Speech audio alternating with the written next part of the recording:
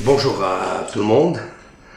Nous allons avec l'aide de Hachem diffuser un shiur sur la première partie de la paracha, la passation de pouvoir entre Moshe Rabbeinu et Aaron, qui devient Kohen Gadol et prend ses fonctions, et la fin de la paracha qui parle des Ma'achalot Asurot, c'est-à-dire tous les aliments interdits par la Torah, comme elle les a cités. Et bien sûr, elle a cité aussi 4 animaux interdits, comme la gerboise, le lièvre, le lapin, le porc et le chameau.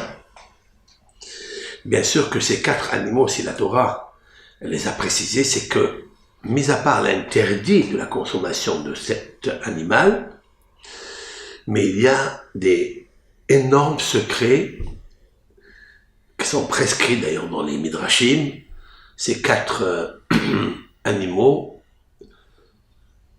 ont une relation avec les exils, les 4 exils. Dans tous les Midrashim, que ce soit Tanhuma, Rabbah, on en parle énormément de cela. Mais nous allons nous attarder sur autre chose.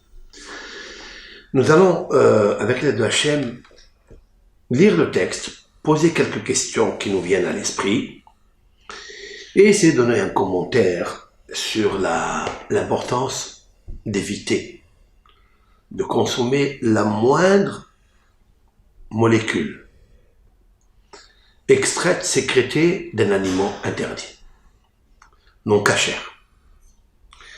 Et si la Torah, elle les a posés ici, les interdits, dans Parashat Shemini, entre l'inauguration du tabernacle, c'est-à-dire la réception de la Shekhinah dans le tabernacle. Et aussi, l'Éternel avait accepté le korban d'Aaron et du peuple d'Israël, il leur a pardonné les fautes. C'est que, bien sûr, qu'il y a une relation entre la Shekhinah qui descend dans le Mishkan, entre l'unicité de Dieu que le peuple d'Israël avait, entre l'amour du peuple d'Israël dans le Mishkan qui est la couronne, donc la Choupa, le dénuptial, qui réunit la Shekhinah qui descend. Qu'est-ce que la Shekhinah? C'est l'apaisement, c'est cette lumière qui, lorsque le peuple d'Israël est uni, ensemble, au nombre de 600 000, avec Moshe et Aaron et les 70 sages d'Israël, c'est sûr et certain que la Shekhinah est tellement heureuse que l'apaisement se ressent dans l'unité du Ham Israël. La Shekhinah est une lumière, grande lumière qui émane de Dieu et qui se pose dans l'homme qui lui prépare le cœur et le cerveau pour la recevoir. Autrement dit que la paracha de la semaine, quand elle parle à la fin, entre la paracha qui arrive bientôt, qui est la paracha de Tazria, c'est-à-dire la femme qui va accoucher un garçon, elle sera impure 7 jours, une fille 14 jours. Pourquoi elle a juxtaposé la fin de la paracha qui parle des aliments interdits et de la création, la venue au monde par une femme enceinte, femme juive enceinte d'un bébé, c'est qu'il y a une grande relation entre les choses.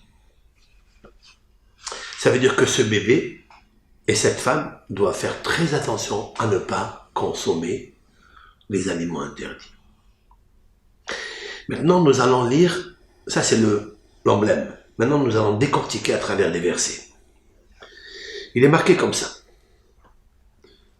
Dans le chapitre 11, dans le verset 42. Kol holech al gahon. Tout reptile qui marche al gahon. Rashi explique gahon, cela veut dire sur son ventre. Me'aïm. Tout reptile qui marche sur son ventre. Vechol holech al arba. Et tout reptile qui marche sur 4 pattes. Ad Kol marbe raglaim. Jusqu'à tout reptile qui a plusieurs pattes. Le chol hacheres hachores ala ares. Tout reptile qui rampe sur le sol. Lo techlum. Ne les mangez pas. Ne consommez pas. Ki sheketzhem. Parce qu'ils sont exécrables. Ils sont dégoûtants. La Torah a besoin quand même de nous préciser l'interdit de manger quelque chose qui est dégoûtant, même si c'est de facto, qu'on n'en veut pas de cela. Après, il est marqué Al tishaketsu et nafshotechem. Ne dégoûtez pas vos âmes. C'est bien, peut-être que c'est bon. Peut-être les crustacés, les crevettes sont bonnes. Mais il y a une crevasse dans l'âme. L'âme se trouve dégoûtée. Et alors, nous allons arriver avec l'aide de Hachem de donner l'explication de ce dégoût que la Torah nous avertit, veut nous rendre vigilants de ne pas consommer. Mais ne vous dégoûtez pas de tout reptile qui rampe sur le sol. Et la Torah, elle vient nous dire quelque chose maintenant à la fin de ce verset, quelque chose d'extraordinaire. Velo tetam ubahe. Ne vous impurifiez pas par eux, c'est-à-dire en les consommant. Venit metem bam, parce que vous allez vous impurifier. Et là, il y a d'abord un pléonasme, une répétition de la Torah. Elle n'a pas l'habitude. La Torah est très avare dans les mots, même dans les lettres. Et il y a un nombre de lettres à conserver. Ici, la Torah l'a ajouté presque. Elle nous dit quoi? Velotitamou. À part que c'est dégoûtant pour l'âme, à part que tu as rempli ton corps de quelque chose de dégoûtant, au moment où tu l'as mangé, c'est dégoûtant. Mais l'âme, elle subit encore un dégoût, et ce dégoût a des conséquences, des résultats néfastes pour la neshama qui se trouve dans le cerveau et dans le cœur. Mais la Torah nous dit autre chose. Velo titame ubahem. Ne vous impurifiez pas à cause d'eux. Et elle ajoute, j'ai compris, venit metem bam. Et vous allez vous impurifier à cause d'eux. C'est une répétition. Première question. La deuxième question qu'il nous faut avoir ici, dans notre lecture superficielle, c'est qu'il y a une faute d'orthographe ici. Venit metem bam, normalement venit metem qui vient du mot tum'a, comme il est cité préalablement lotitameu, le radical du mot tamé, ce sont 3 lettres, tête, même, aleph. Et ça, c'est pourquoi il est marqué Velo titameu. Donc on a cité les 3 lettres radicales du mot tamé, impurification, impur. Mais lorsque la Torah elle a ajouté Venit metem bam, elle a ôté, elle a retiré une lettre. La lettre aleph. Et c'est là où il y a toute la beauté pour répondre à la première question. Enfin, ça n'est pas la même chose. Il y a une impurification. Et quelle est la conséquence d'une impurification? C'est que la lettre Aleph a sauté de l'homme. Alors pour cela, il y a des ramifications kabbalistiques, allégoriques, allusifs et midrashiques, c'est-à-dire simple. C'est là où on voit que la Torah elle est mina shamayim, que la Torah est dictée par Dieu, par le ciel. Moshe kibel Torah mina shamayim, Sinaï. Et l'Éternel lui a dit, ici tu écris tamé avec tête, même aleph.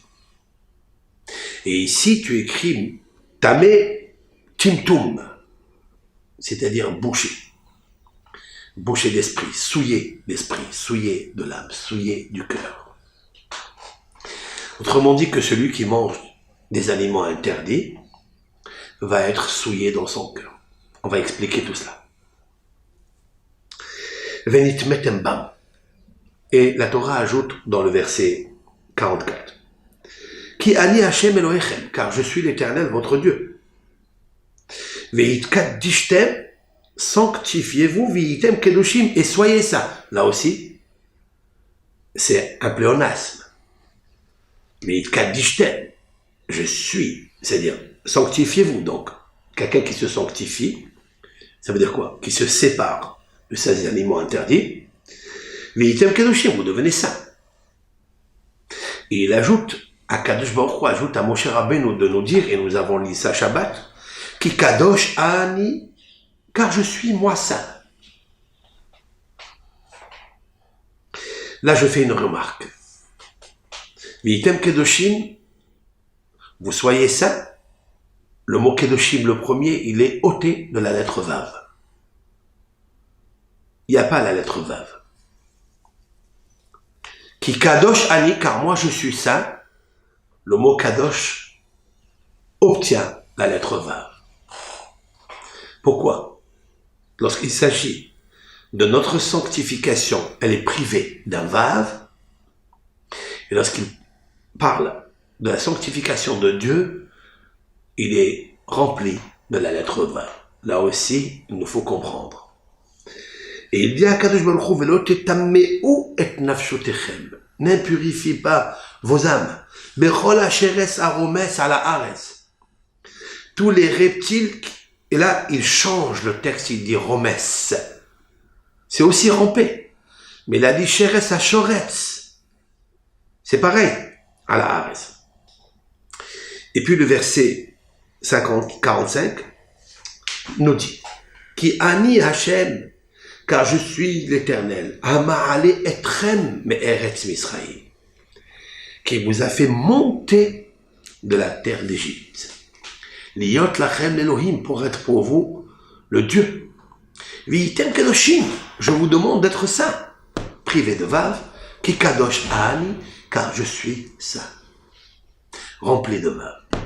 La question que Rashi rapporte, Hama'ale etrem me'eretz Misraïm, car je vous ai fait monter, je vous ai fait sortir.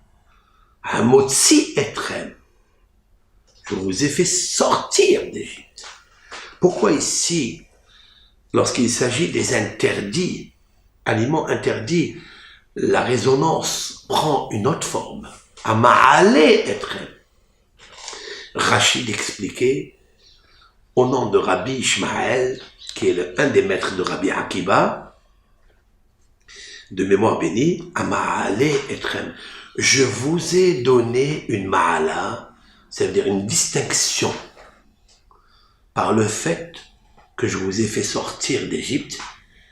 Et lorsqu'en Égypte, vous avez consommé des reptiles, parce qu'il n'y avait pas encore la Torah, mais maintenant que vous êtes dans le Mishkan, que vous avez récupéré toutes les lumières qu'a perdu Adam Arishon, et même les lumières qu'ont perdu le peuple Israël à cause du veau d'or. Maintenant, dans le Mishkan, dans le tabernacle et à la Shekhinah, je vous demande, s'il vous plaît, de vous rappeler que la Shekhinah ne descendra pas chez vous si vous descendez dans les mœurs égyptiennes, en consommant les souris et les reptiles et les cadavres, qui est une abomination et qui est exécrable et dégoûtant pour le nefesh à israélite, à yéhoudite. Voilà ce que dit Akadosh Baruch Hu. Autrement dit, qu'on a relié la sortie d'Égypte avec l'interdit de la consommation des animaux interdits, des reptiles et autres. Pourquoi? Parce qu'elle vient nous dire quelque chose d'extraordinaire. Que la Torah ne peut pas s'installer dans l'homme si, c'est-à-dire la Shekhinah, s'il consomme ne serait-ce qu'une petite molécule qui est sécrété dans un aliment interdit. À plus forte raison des crustacés, des crevettes, ou des je ne sais quoi, qui sont interdits parce qu'ils provoquent le dégoût de l'âme. Maintenant, revenons au texte. Kol holech al gahon. Ça, c'est le texte qu'on a expliqué d'une façon simple. Maintenant, expliquons d'une façon kabbalistique. Car il y a des choses exceptionnelles dans les textes de la Bible, dans les Midrashim, dans le Zohar, et notamment dans les commentateurs qui scrutent et connaissent chaque valeur, chaque lettre et sa valeur, sa correspondance, sa résonance, sa force nucléaire kabbalistique.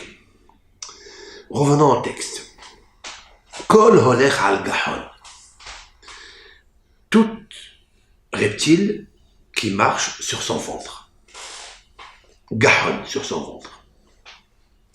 Le mot gahon aurait pu prendre un autre terme, c'est-à-dire me'aim.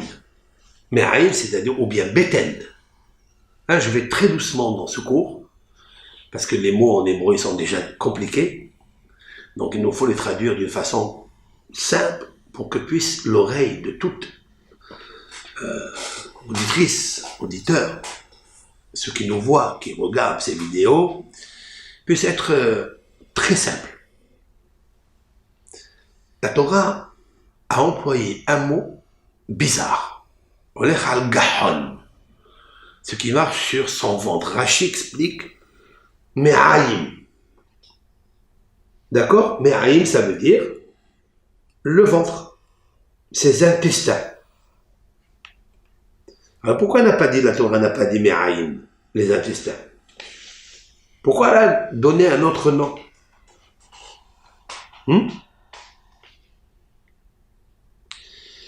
Rashi explique. Holech al gahon ze nahash. Celui qui marche sur son ventre, c'est nahash. C'est-à-dire c'est le serpent. Mais la shon gahon shehia explique le terme du langage gahon, cela veut dire celui qui est agenouillé. Celui qui se prosterne à terre. Pourquoi? C'est celui qui rase la terre et qui marche avec ses intestins. Reprenons l'histoire de la Bible, et c'est là qui est extraordinaire, c'est là qui est beau. Le serpent avait des pattes, avait des pieds, il était debout comme un être humain. Bon, il était bien sûr spirituel, c'est un ange, mais qui marchait sur ses pieds et qui touchait avec ses mains. Il était donc ce qu'on appelle debout.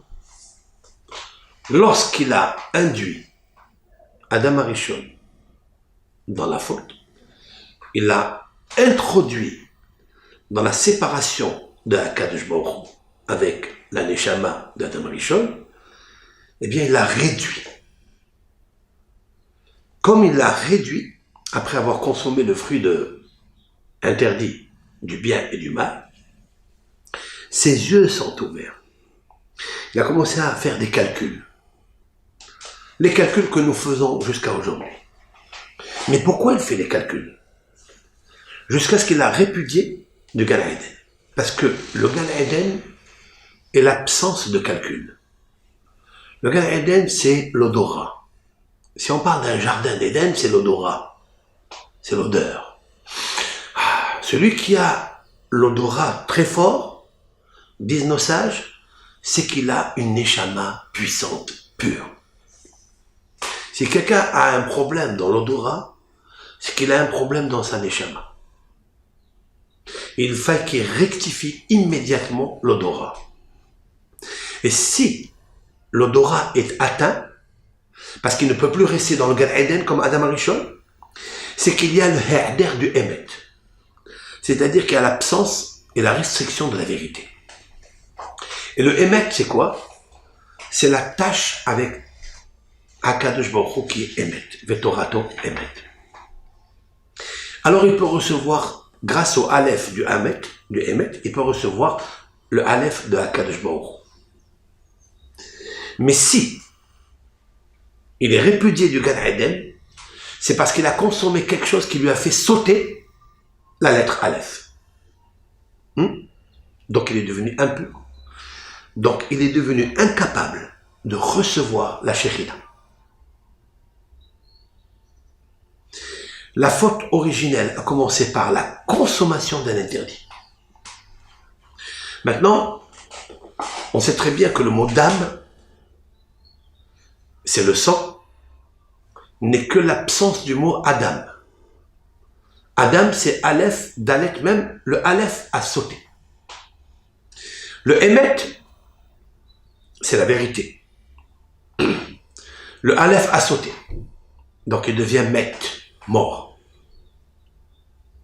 Ce Aleph-là, il faut le récupérer. On l'a récupéré. Nous l'avons récupéré dans Parashat Shemini. Puisque le Mishkan, le tabernacle, est une réparation nouvelle, une résurrection nouvelle du peuple d'Israël pour recevoir la Torah, 50 jours après.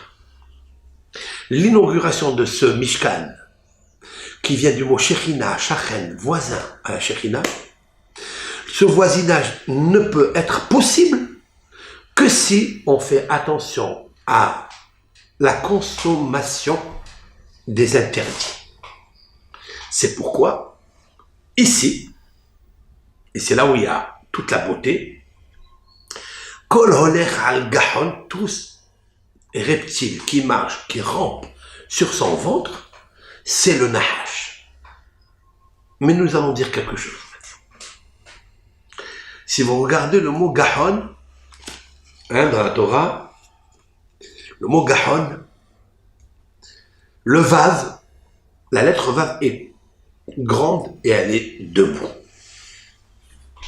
Dans le Sefer Torah, Hakadosh Baruch Hu a dit à Moshe Rabbeinu, lorsque tu arrives ici, à ce passage, dans le chapitre 11, verset 42, je voudrais que tu mettes ici un Vav grand et bien debout. Pourquoi faire? Parce que tu devras compter depuis Bereshit, le bête de Bereshit, c'est-à-dire la création, jusqu'à ce mot, c'est-à-dire à la lettre Vav, et compter les lettres qu'il y a de là, de Bereshit, jusqu'à Gahon, c'est-à-dire le serpent. Il y a ici la moitié des lettres de la Torah. Autrement dit que nous avons 304 805 lettres de la Torah, les lettres de la Torah dans le Sefer Torah.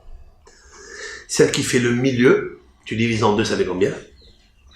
Celle qui fait le milieu, en live, 304 805 lettres.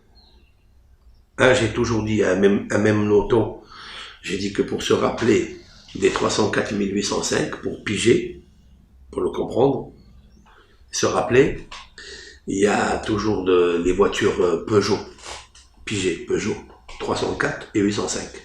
C'est la 152 403e lettre. Combien? 152 403e lettre. 403e lettre. Il doit avoir une signification énorme. 152 403.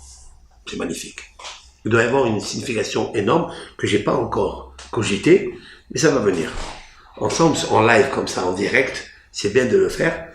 Donc 152 403e lettre, c'est la lettre Vav, du mot Gahon, c'est-à-dire le serpent. Celui qui rampe sur ses pattes. Pourquoi il rampe sur ses pattes? Alors qu'il avait des pieds et des mains debout. C'est pourquoi l'intérêt du Vav debout, comme un homme debout, il était debout. Mais il a perdu ses mains et ses pieds. Il n'a plus de pieds et de mains.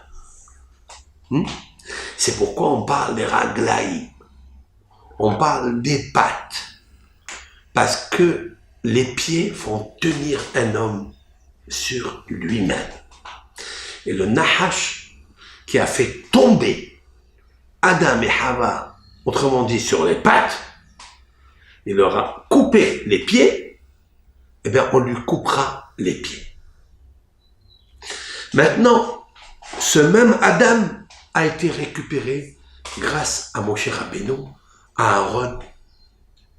Et c'est peut-être pourquoi le petit Aleph du livre Vaïkra, Hachem, Vaïkra El Moshe, Vaïdaber Elav, Me'oel Moed, le petit Aleph de Vaïkra, c'est pour nous rappeler que nous avons récupéré le Aleph.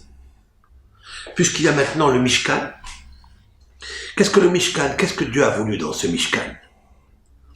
Eh bien, nous avons déjà cité ce que Rachid dit au nom de la Gemara dans le traité Shabbat 87b, que l'Éternel était joyeux, si l'on peut dire ainsi, lors de l'inauguration du Mishkan, comme la joie qu'il avait lorsqu'il a créé le ciel et la terre. Donc on revient à Brishit avant la faute, dans sa pure procréation, création, formation, construction, où l'Éternel était le summum de la gloire, où Malchuto Bakol Machal, tous les êtres animaux avant l'être, et avant la 3e heure de sa naissance à l'homme, avant de fauter, il y avait Kol Sasson, ve Kol Simha, Kol Hatan, ve Kol Kala, Kol Omrim Hashem Sevakot.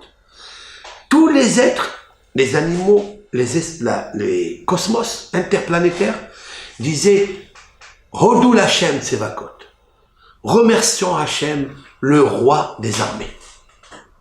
Mais lorsque le Nahash a désarmé Adam Arishon du Aleph, c'est devenu du sang, du dam, Adam, du sang, et c'est devenu aussi Met mort.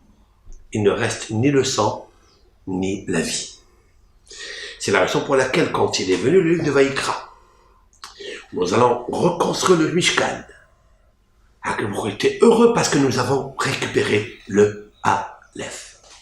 Et voilà pourquoi peut-être une note kabbalistique, ça sera Aaron qui servira dans le temple et pas Moshe. Parce que Moshe c'est le même, mais Aaron c'est le Aleph. Et tous les deux, ensemble, forment le Tav. Le Tav, c'est-à-dire l'union. Le summum de l'union. Oui? Donc ça fait Emet. Aaron, Moshe et le Tav, ce sont la force de l'union, c'est-à-dire que toutes les lettres de l'alphabet, de Aleph jusqu'à Tav, sont comprises avec la lettre du milieu, du même, qui est Moshe. Tout le Emet est revenu, et la Shekhina, elle a apparu, comme c'est marqué, Ki hayom Hashem nir'a alechem. Car aujourd'hui, le premier Nissan, l'Éternel est apparu à vous. Nir'a alechem, chose, qualité, patrimoine que nous avons, hélas, perdu depuis longtemps, depuis la création du monde. Voici pourquoi l'Éternel, il est tellement heureux. Et pourquoi l'Éternel était heureux dans la construction du ciel et de la terre? Pourquoi? Eh bien, parce qu'il a laissé tous les hauteurs, protocoles supérieurs, et il a dit, je veux résider parmi les hommes, parmi les êtres ici-bas. Et Dieu n'avait pas trouvé de place depuis que l'homme a été répudié du Gan Eden. Parce que son Aleph, il a été perdu. Mais maintenant que Akadosh Baruch Hu, il a récupéré le Mishkan, donc le Aleph, donc la symbiose, l'union du peuple d'Israël avant le don de la Torah, parce qu'il sera impossible de le donner s'il n'y avait pas ce Hayom Nir'a Alechem. L'Éternel est apparu à vous. Et pourquoi il a dit le mot Nir'a est apparu à vous? Parce que Nir'a, il y a 4 lettres. Nun, Resh, Aleph, et c'est l'anagramme du mot Aharon. Aaron. Aaron symbolise le shalom, la paix. Et Akadosh Baruch Hu a trouvé enfin la paix. Et c'est pourquoi cette péricope est aussi suivie de l'interdit de la consommation des animaux impurs. Et le milieu de la Torah est bien choisi. Le Vav. Il est bien choisi 152 403, c'est ça 152 403. Diamètre. Hein? C'est ça. Entre le Vav, il y a 100. Entre le Vav, 152 403, 402. Donc lui, il est 180. 152 403. C'est magnifique. Ça veut dire que, attention, tu risques de revenir encore à l'état. C'est pour ça que Dieu il te dit, attention, je vous ai fait sortir d'Égypte. Parce que je vous ai ramené pas seulement de la sortie d'Égypte. Je vais vous faire monter à un niveau de Gan Eden. La sortie d'Égypte n'est qu'un moyen de vous faire monter très haut jusqu'à Maaseh Bereshit. Oui. Maintenant, on va expliquer. Kol olech al arba, kol olech al gahon. Toute personne, maintenant je vais faire une allusion dans le texte. Kol olech al gahon. L'explication simple, c'est quoi? Tout reptile qui marche sur ses pattes, sur son ventre. Ok. Moi, je vais l'expliquer autrement. Kol olech, toute personne. C'est pas tout reptile. Toute personne olech al gahon qui marche sur son ventre. Ça veut dire quoi?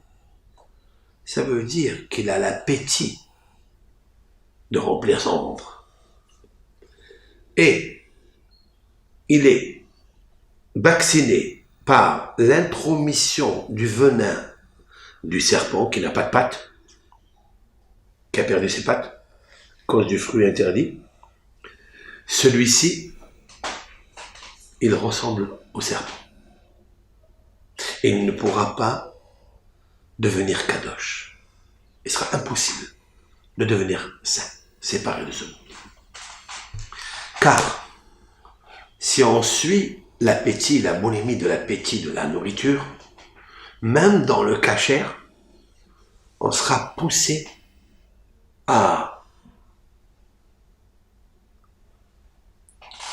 comment on va dire, à augmenter les forces du serpent qui est en nous. Kololech al-Gahon, si quelqu'un il marche sur son ventre, ça veut dire que tout son envie, tous ses plaisirs, c'est le ventre. Il va aller manger du kasher, du préserve, des crevettes.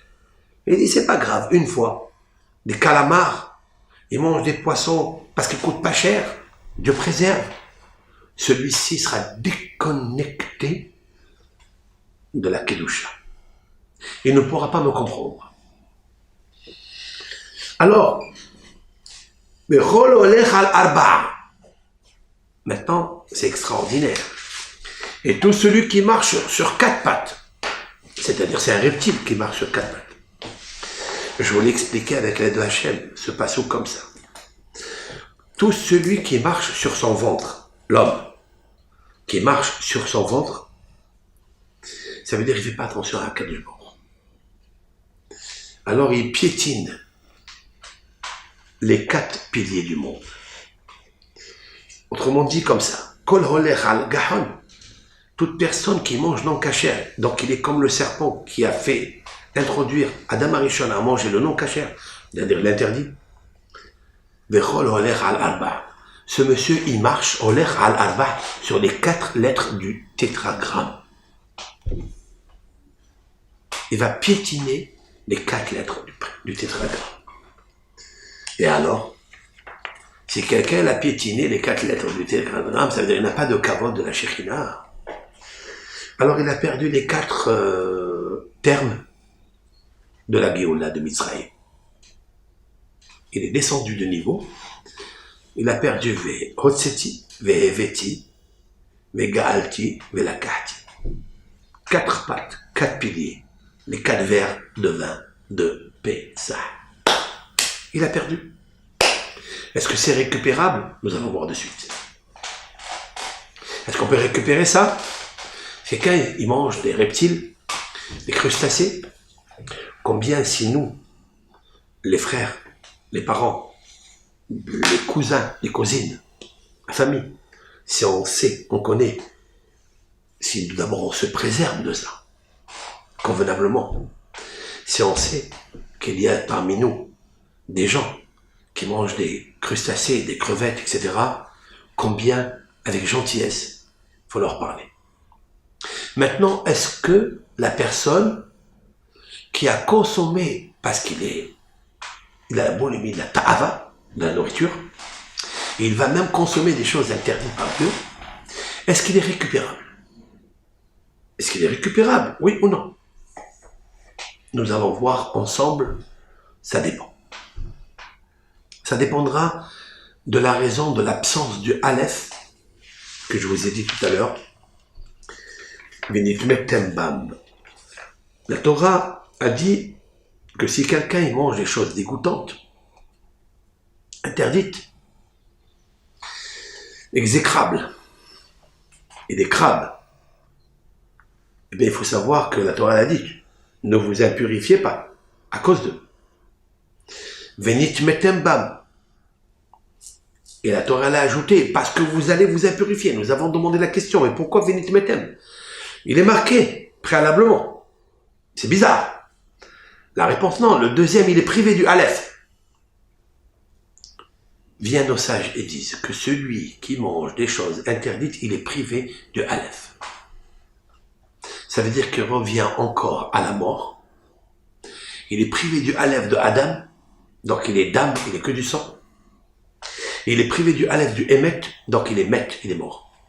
Ça veut dire que vous pouvez voir une personne marcher sur ses 2 pattes et ses 2 mains, il marche sur ses 4 pattes, et il est quand même mort. Nous allons voir est-ce qu'il est récupérable. Maintenant, la Torah a dit qu'il Ani Hashem Elohechem, car moi je suis l'Éternel votre Dieu. Pourquoi la juxtaposition? On le sait qu'il est l'Éternel. Pourquoi il a répété 4 fois dans le même passage, le chapitre 11, 4 fois, il a répété Hachem, car je suis l'Éternel, car je suis saint, vous devez être saint, ne vous impurifiez pas, faites la différence entre les animaux impurs et les animaux purs. Pourquoi ça? Et qu'est-ce que ça veut dire que quelqu'un qui mange des interdits, eh bien il perd le Aleph? Qu'est-ce que ça veut dire? Quelle est la notion? Et après, on reviendra à ton pirouche, Yann, qui est un très beau pirouche, tout de suite. Il y a un passage dans le livre du Rav Hida, notre maître vénéré, ce grand luminaire, qui a rapporté au nom de 2 sages d'Israël, comme il a l'habitude de faire. Le premier, c'est Yalkut Reuveni. Yalkut Reuveni, c'est un livre qui a été écrit il y a 350 années, et ce Rav a compilé des merveilles de Hidush Torah, innovées par des grands sages d'Israël ancestral. Il s'appelle Yalkut Reuveni. L'absence du Aleph, si un homme consomme des aliments non cachers, impurs, il s'impurifie. Et après, ça provoque quoi? Une maladie? Je ne sais pas, peut-être. On dit que les maladies, par exemple, l'hépatite, toutes les hépatites, sont sécrétées par des aliments interdits, par des crustacés, par des fruits de la mer, comme on l'appelle ça. On le sait ça aujourd'hui. La jaunisse, l'hépatite A ou l'hépatite B, scientifiquement c'est prouvé aujourd'hui. Mais on ne parle pas de la santé du corps, qui est tellement importante qu'il faut être vigilant pour ça. Il faut avoir un peu d'esprit. Eh bien, le Rav Yalkut Rehouveni nous dit qu'il perd la notion de la conscience. Il perd le da'at. Le Aleph symbolise le da'at, la conscience. Il perd la conscience. Je vais rapporter quelque chose pour, dit le Hida, pour argumenter ce que dit le Yalkut Rehouveni. Qu'est-ce que veut dire perdre la conscience?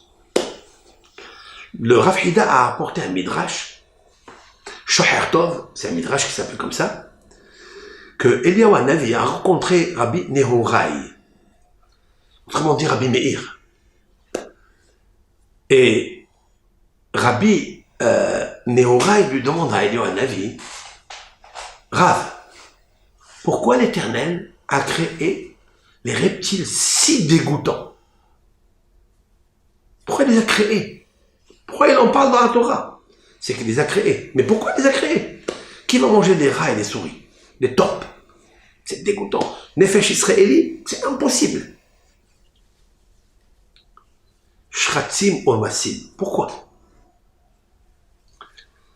Alors il lui a dit, il les a créés, c'est sûr et certain, pour un besoin. Il dit, mais quel besoin? On n'a pas besoin de ça, pour nous l'interdire. Alors Eliyahu Hanavi lui dit comme ça. Il lui dit, c'est parce que tu aimes l'homme. Ah bon? Par l'amour que Hachem a pour l'homme, c'est pourquoi il a créé les reptiles. Pour rien. En fait, il les a créés pour rien. Et alors, pourquoi il les fait? Pourquoi il les a mis ici au monde? Lorsqu'un homme y faute, lorsqu'un Ben Israël faute, Akadosh Baruch Hu se remplit de miséricorde par rapport à cet homme. Comment? En regardant les reptiles. Si déjà, j'ai créé des reptiles qui ne servent à rien dans ce monde, à plus forte raison mes créatures, que je dois les garder encore avec moi dans ce monde. C'est un grand chesed, lui répond Eliyahu Hanavi, Rav Nehorai. Quand je vois un reptile, je dois dire merci reptile. Je ne dois pas l'écraser. Peut-être de là était la coutume, la dérivée de la coutume de Harizal. Harizal n'a jamais touché une mouche, un insecte, un cafard. Il n'a jamais tué une bestiole qui peut même le déranger. Pas qu'il peut le tuer, bien sûr, si elle est néfaste, si elle peut atteindre à la vie d'un homme, c'est sûr et certain. Mais un reptile qui est dans ton jardin, tu veux le chasser, tu veux l'écraser, tu veux lui mettre des produits qui le tuent. Jamais le Harizal a fait une chose pareille. Maintenant, je viens de comprendre pourquoi. Parce qu'Eliyahu Hanavi, il a dit, ces reptiles, les a créés pas pour t'embêter. C'est pour que l'Éternel se remplisse de toi, le fauteur, le pécheur, qui a perdu le Aleph. Alors là, tu avais dit quelque chose. C'est pourquoi on a perdu le Aleph. Parce que tu as perdu la conscience. Pourquoi? Si tu les consommes, si tu les manges, tu as vraiment perdu la conscience. Parce que si tu fautes, l'Éternel, il va te prendre de ce monde. Parce que tu as éliminé le repère que l'Éternel a, qui est le reptile. Si tu le consommes, tu ne peux plus faire le principe d'a fortiori. Si déjà le reptile qui sert à rien, je le laisse vivant. Alors l'homme, qui est ma créature, que je lui ai donné naissance dans ce monde pour qu'il me connaisse, pour qu'il me serve, pour qu'il me loue, même s'il faute, je dois le garder. Mais si tu le manges à ce reptile, il n'y aura plus d'avocat pour toi. Donc à quel moment tu t'enlèves le Aleph. Ça veut dire que tu es inconscient de la perte de ta vie. C'est très beau ça, que le Hida a dit. Lorsqu'on mange des reptiles, on perd l'amour. L'amour de soi, l'amour de Dieu. Pourquoi? Parce que tu as perdu la conscience. Ça, c'est la première explication d'après le Rav Hida, selon le commentaire de Yalkut Rehouveni. Le Rav Hida a apporté un autre maître, qui n'est pas moins que celui qu'on appelle Rabbeinu Behaye, grand Hacham d'Israël, qui a écrit son livre intitulé Rabbeinu Behaye, qui a vécu au XIVe siècle, début XIVe siècle. Il a dit comme ça: la notion de la restriction du Aleph dans Venit Metem, à part l'impureté que tu reçois, parce qu'à cause de ça, tu ne pourras pas manger des consécrations, mais tu as l'absence de Aleph, parce que le Aleph est égal à la Shekhinah. Donc tu as perdu la conscience, mais tu as perdu aussi la Shekhinah. Pourquoi? Parce que le Aleph, si on enlève du mot Venit Metem, c'est-à-dire impurification, on enlève le Aleph, est égal à Venit Tamtem, Timtum. Timtum, ça veut dire bouché. Tu as le cœur bouché. Et si tu as le cœur bouché, la Shekhinah ne peut pas descendre dans un endroit impur. C'est impossible. Donc tu as perdu la Shekhinah. Tu as perdu le Aleph de l'amour. Tu es revenu où? À la première faute originelle du serpent. Voilà pourquoi la Torah est supérieure à toutes les sciences exceptionnelles. Ce qu'elle dit la Torah ici. Elle est la lettre qui symbolise dans le mot Gahon, qui veut dire le serpent qui marche sur son ventre. Parce que à cause de la faute originelle, l'homme a commencé à manger des choses interdites. Il a fait évacuer la Shekhinah de son Gan Eden à l'intérieur de lui. Parce que qu'est-ce que la Shekhinah? La Shekhinah est un apaisement. Un cœur qui est tendre. Un cœur qui est amoureux des autres. Un cœur qui est amoureux des créatures. Et qui est tov, qui est complet, parfait. Alors, il est relié avec Akadosh Baruch Hu. Ça veut dire qu'Akadosh Baruch Hu, il a un endroit, une maison, où descendre. Si Akadosh Baruch Hu, il a créé le Mishkan, c'est pour descendre ici-bas. S'il a créé le ciel et la terre, c'est pour qu'il descende sur la terre. Mais il nous a demandé de ne pas l'évacuer du Gan Eden que nous sommes, à cause des consommations des reptiles. Alors à ce moment-là, tu marches sur les 4 lettres de Dieu. Et si quelqu'un marche sur les 4 lettres de Dieu, alors il marchera sur plusieurs pattes, comme c'est marqué. Al-Kol Marbe Raglaim, il arrivera à marcher sur tous les pattes. C'est-à-dire, il va consommer toutes les choses interdites. Ça veut dire quoi? Les aliments interdits, les femmes interdites, la débauche sexuelle, la prostitution. Il peut tout consommer. Pourquoi? Parce qu'il n'aura plus de conscience. Et il n'aura plus la Shekhinah qui va lui donner l'apaisement, celle qui nous comble de bonheur, et qu'on n'a pas besoin d'aller chercher des vergers étrangers, des plaisirs interdits. Vous comprenez? C'est ça qui kadosh ani Hashem Elokechem. Ici, la Torah l'a répété 4 fois. Et pourquoi 4? Parce que n'oublie pas les 4 espèces que j'ai citées dans la Torah. La gerboise, le lièvre, le chameau et le porc. Parce qu'il y a ici dans la résonance des mots, arba.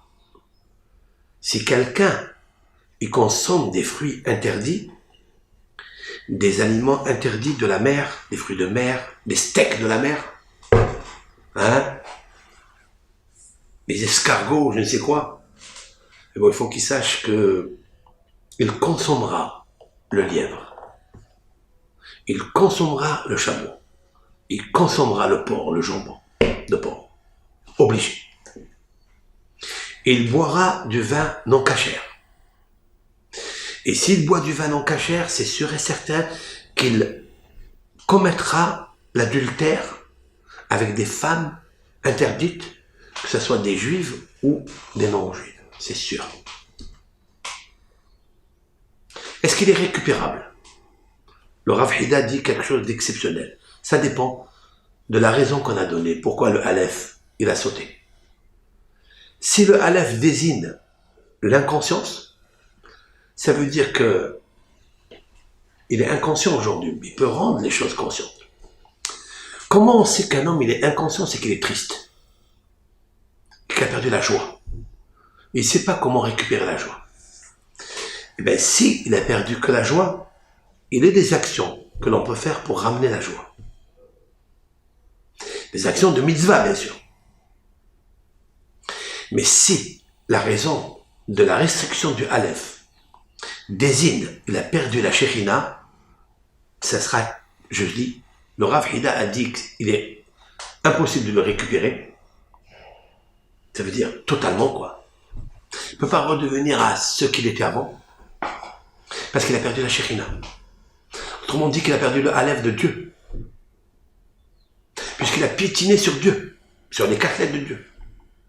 Alors, Yann, tu as ajouté quelque chose de magnifique. C'est ce que le texte il nous dit. Olech al arba. Arba.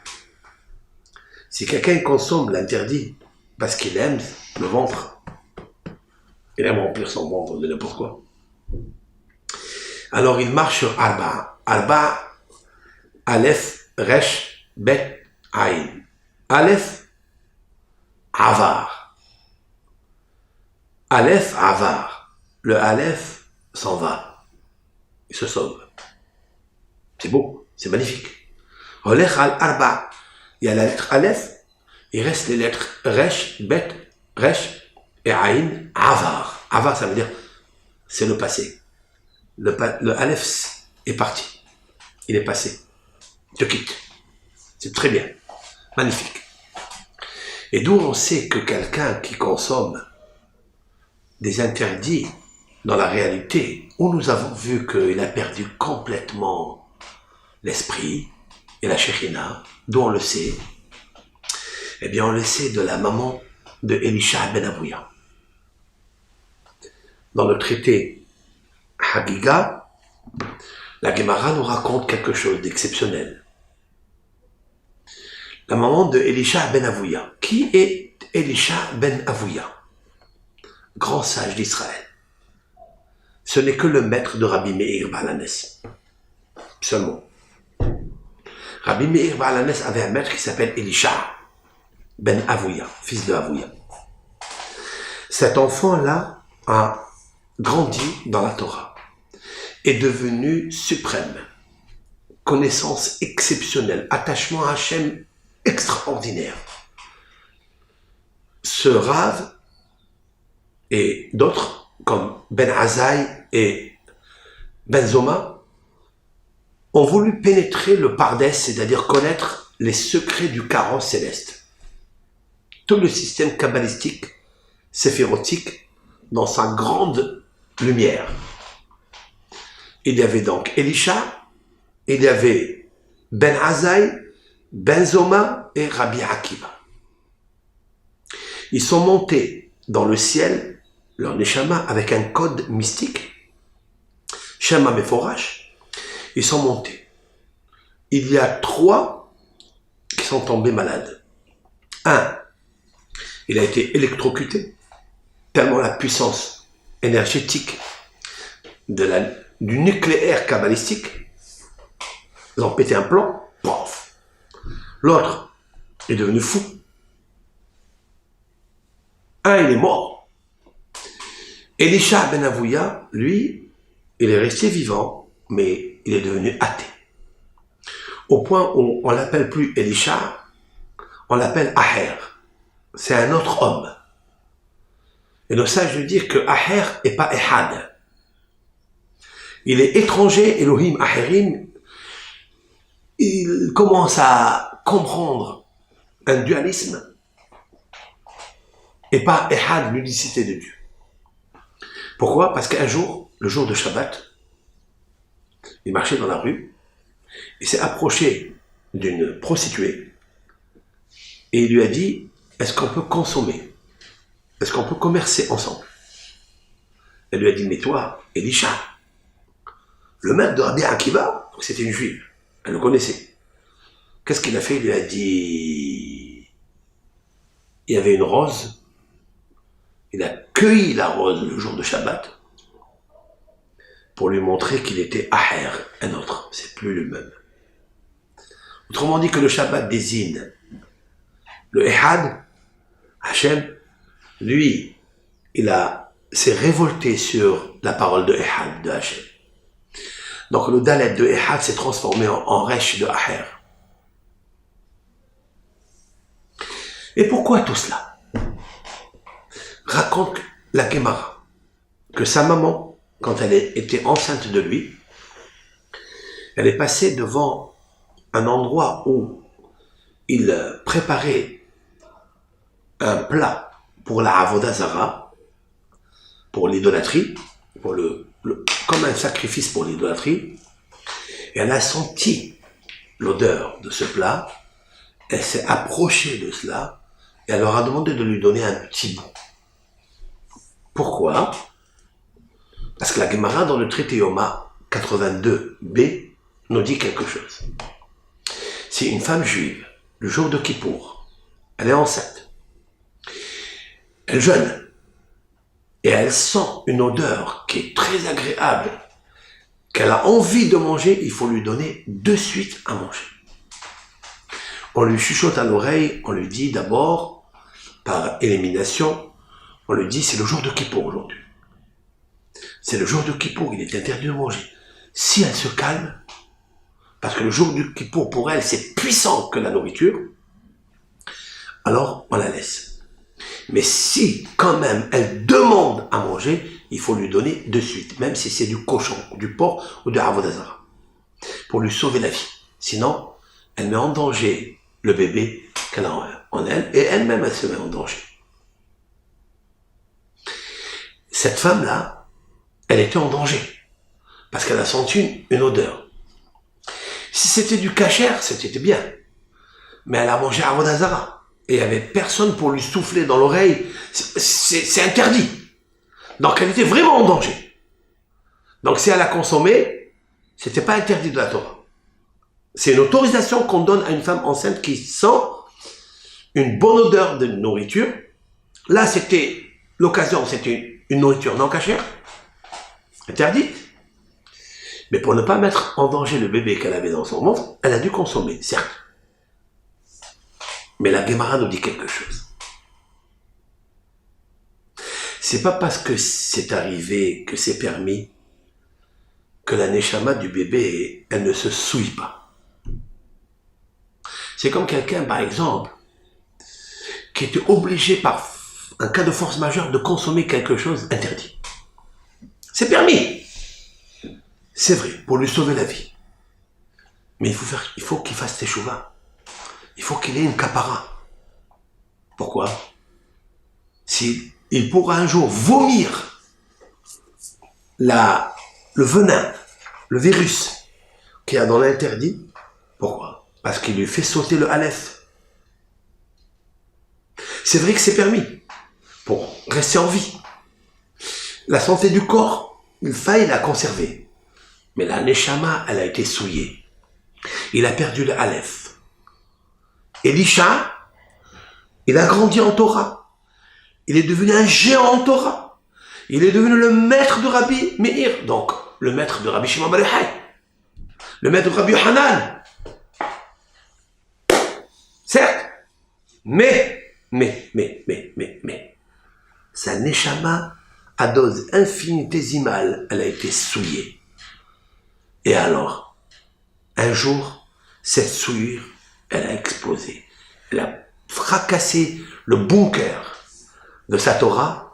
Elle l'a rendu Aher, un autre homme. Elohim Aheri. Il était dans la détresse. Est-ce qu'il était récupérable? Très difficile. La Gemara nous dit, tout le monde est sorti une voie céleste. Tout le monde peut faire teshuva, sauf Elisha Aher. Sauf Elisha ben Avouya, que lui-même il a entendu ça. C'était le jour de Shabbat. Il est monté sur le cheval, il a chevauché son cheval, il est sorti de la ville, Il est interdit de sortir de la ville plus de 2000 coudées. Rabbi Meir le suivait et lui disait, Rabbi, retourne s'il te plaît, retourne, tu vas transgresser le Shabbat. Et Rabbi Meir, et son maître, Elisha, il lui dit, j'ai compté les pas du sabot du cheval, j'ai déjà dépassé les 2000 coudées. Vous imaginez un peu le savant que c'était. Au moment où il chevauchait, au moment où le cheval marchait, Rabbi, Elisha ben Avouya, pardon, pas Rabbi, on ne l'appelle plus Rabbi aujourd'hui.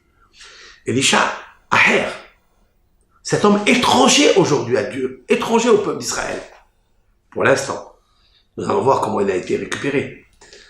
Eh bien, il comptait les pas des sabots du cheval. Il lui dit, j'ai déjà dépassé 2000 coudées. Et Rabbi Meir était en extase de ce grand maître, son maître. La Gemara nous dit, quand il est mort, Aher,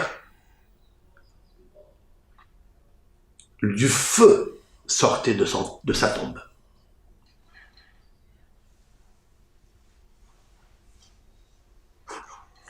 Enfin, du feu, de la fumée sortait de sa tombe. Cette fumée, explique Rashi et les commentateurs, c'est la fumée du Gehinam. C'est qu'il était pendant des années au Gehinam. Rabbi Meir, autant que reconnaissance à son maître, il a prié et fait des choses pour arrêter la fumée qui sort de sa tombe. Et plus tard, Rabbi Yohanan l'a fait sortir du Gehinam pour le rentrer au Gan Eden. Rabbi Yohanan, un de ses élèves. C'est son maître. Pourquoi? Parce qu'il est marqué qu'un rave qui rentre au Gehinam, même ses élèves rentrent avec le au Gehinam.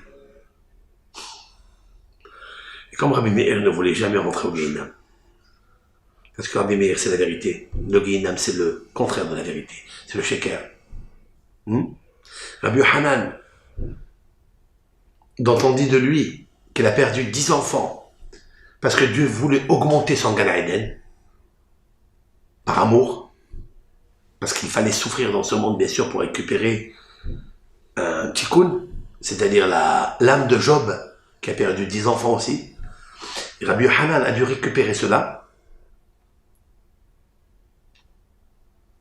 Il est monté tellement haut dans le Gan Eden que si son maître, Elisha Aher, rentrait au Gehinam et restait là-bas, même son élève, il devait aller là-bas.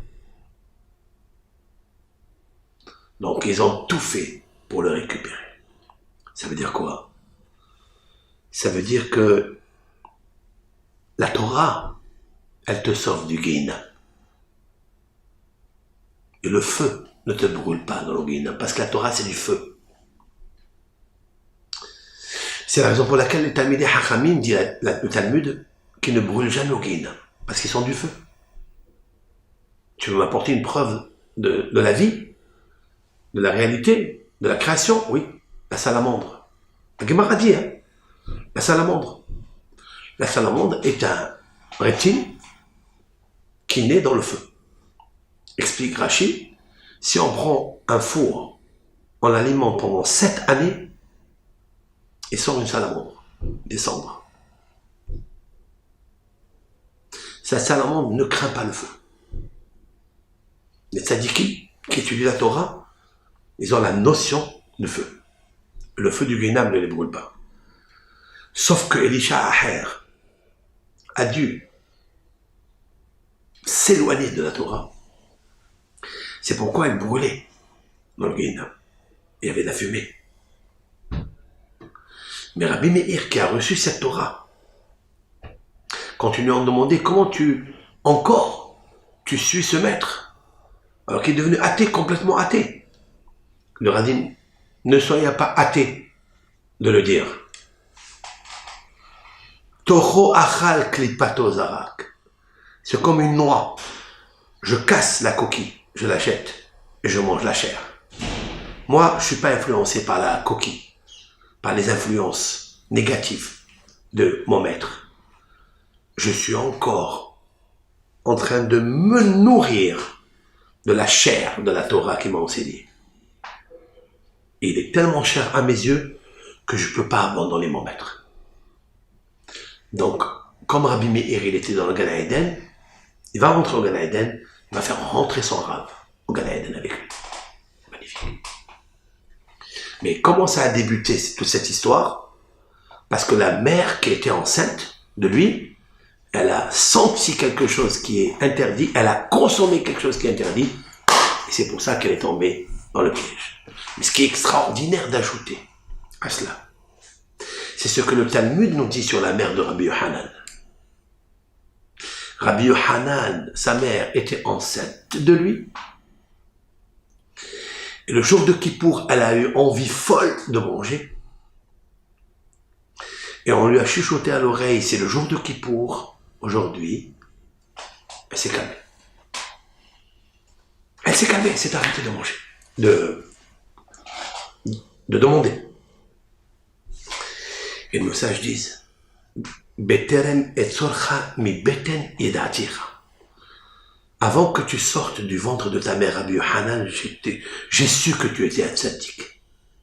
Grâce à ta maman. Ça veut dire quoi? Ça veut dire que j'ai su que tu es tzaddik. Pourquoi? Parce que si on chuchote à l'oreille de la maman, ça veut dire que l'enfant dans le ventre, il entend déjà. Ça, c'est une révolution. Parce que les médecins scientifiques, ils ont mis des années et des années pour savoir est-ce qu'un enfant dans le ventre de sa mère, il écoute, est-ce qu'il écoute des choses qui se passent à l'extérieur? Oui, oui. La preuve d'ici.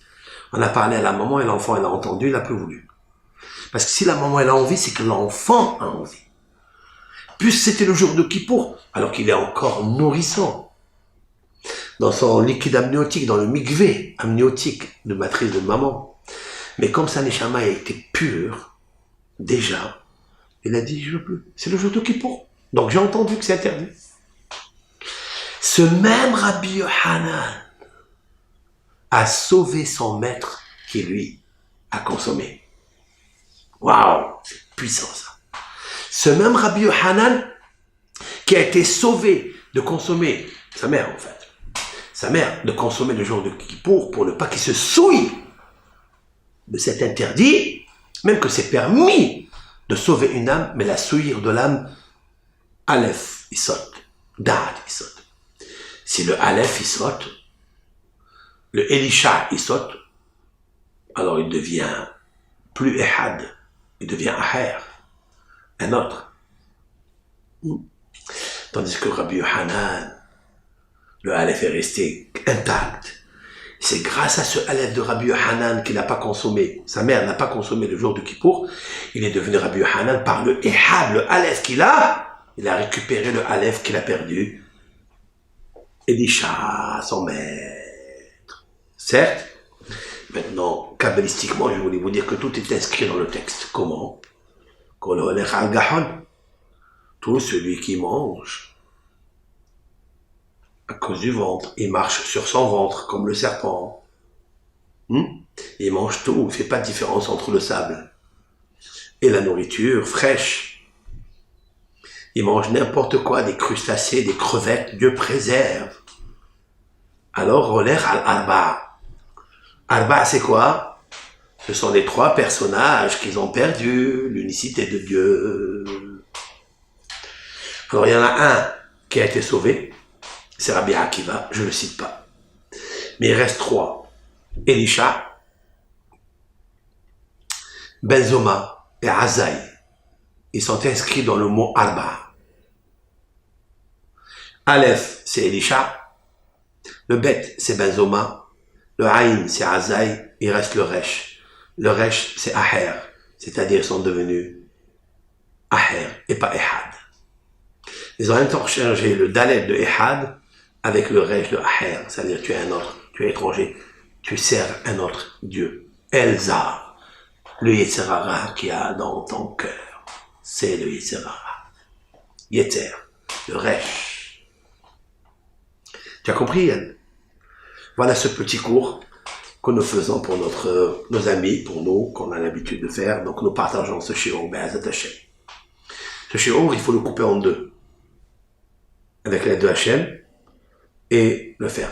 Kol Tov Lachem, Rabotai, faisons attention dans cette période de ne pas consommer bien sûr des interdits, des aliments interdits, de prendre sur soi, de faire attention à la cache-route, et plus encore, de ne pas sortir, pas seulement de faire rentrer des choses dans ton ventre, mais ne sors pas de ta neshama, de ton ventre, des paroles inutiles, des paroles du lashon hara, des paroles de mahloket, de dispute, de discorde, de méchanceté.